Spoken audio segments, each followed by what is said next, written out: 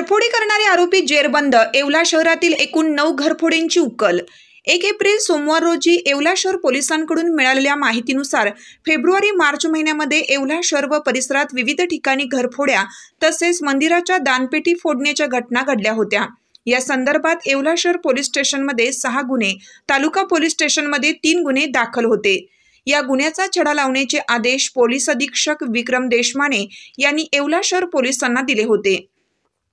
दरम्यान येवला शहर पोलीस स्टेशनचे पोलीस वरिष्ठ निरीक्षक विलास पुजारी यांनी एक पथक तयार करून या घटनांचा तपास सुरू केला। तांत्रिक माहिती आणि गुप्त खबऱ्यांकडून मिळालेल्या माहितीनुसार यातील एका आरोपीला अटक करण्यात आली असून मुख्य 2 आरोपी हे कमी वयाचे आहेत आणि चौथ्या आरोपीचा पोलीस शोध घेत आहेत।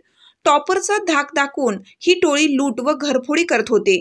या गुन्ह्यामध्ये एकूण 49,000चा मुद्देमाल जप्त करण्यात आला असून एक मोटरसायकल देखील आरोपींकडून मिळाली असल्याची माहिती पोलीस उपविभागीय अधिकारी बाजीराव महाजन यांनी दिली आहे।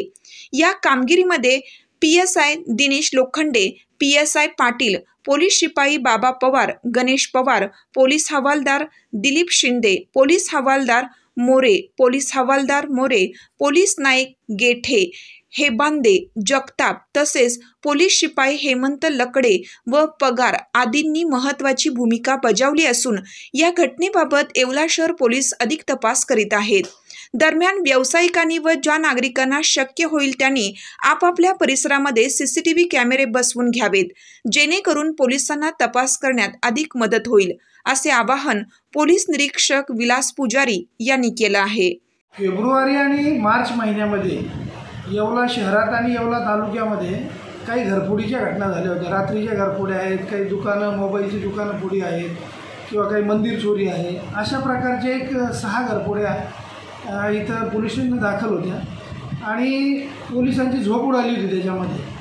तर ह्या घरफोड्यांमध्ये एक अथक परिश्रम घेऊन येवला शहर पोलीस स्टेशनचे PI विलास पुजारी, त्याच्यानंतर त्यांचे जे 2 अतिशय चांगले जांबाज असे पोलीस जवान आहेत, बाबासाहेब पवार आणि गणेश पवार, त्याच्याबरोबर त्यांच्या मदतीला जो त्यांचा स्टाफ आहे इथला PSI पाटील असतील, PSI लोखंडे असतील, त्याच्यानंतर हवालदार शिंदे, मोरे, गेठे, हेंबाडे, जगताप, PC लकडे आणि पगार या सर्व लोकांनी अथक परिश्रम करून त्यांच्याकडे असलेले बुद्धी कौशल्य, व्यावसायिक कौशल्य वापरून या 6च्या 6 घरफोड्या येवला शहरच्या उघडकीस आणलेल्या आहेत आणि येवला तालुक्याची सुद्धा 3 घरफोड्या आहेत, ज्याच्यामध्ये काही मुद्देमाल वगैरे जो आहे मोबाईल चोरीचा तो पण इथं रिकवर झालेला आहे। म्हणजे तिथल्या पण 3 घरफोड्या उघडकीस आलेल्या आहेत। म्हणजे अशा जवळपास 9 घरफोड्या या आरोपींकडून उघडकीस आलेल्या आहेत। याचं वैशिष्ट्य म्हणजे ह्या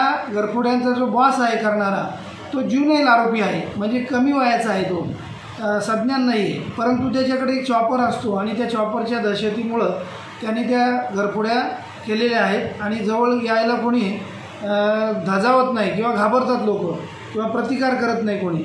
अशा पद्धतीचा तो ज्युनाईल आरोपी आहे आणि त्याचा दुसरा एक साथीदार तो पण ज्युनाईल आहे आणि 2 मेजर आहेत, म्हणजे सज्ञान आहे। असे टोटल 4 आरोपी आहेत। या 4ही मिळून यांनी हे कृत्य केलेलं आहे।